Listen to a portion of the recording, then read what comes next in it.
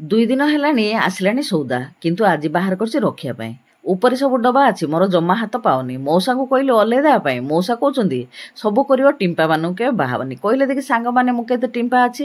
ମଉସା ତ ଏତେ ଉଚା ଉଚା କରି ସବୁ ତାଜା ବନେଇଛନ୍ତି।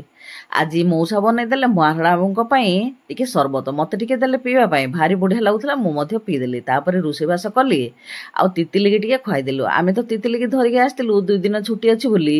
ତାପରେ ମଉସାଙ୍କୁ ଦେଇଦେଲି ଖାଇବା ପାଇଁ। ତିତିଲି ତ ଖାଇସାରିଲା, ମୁଁ ମଧ୍ୟ ଟିକେ ଖାଇଦେଇକି ତାପରେ ରେଡ଼ି ହବୁ, ନେଇକି ତିତିଲିକି ଛାଡ଼ିଦେବି।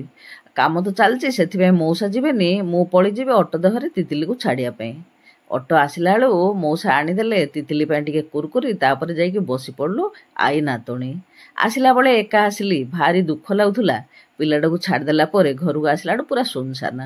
ଘରକୁ ଆସିଲାଠୁ ହେଇଗଲାଣି ସନ୍ଧ୍ୟା, ଚାହା ଟିକେ ପିଇବି, ତାପରେ ଅନ୍ୟାନ୍ୟ କାମ ଦେଖିବି। ଆଶା କରୁଛି ଭିଡ଼ିଓଟି ଭଲ ଲାଗିଲେ ଚ୍ୟାନେଲକୁ ସବସ୍କ୍ରାଇବ୍ କରିବେ।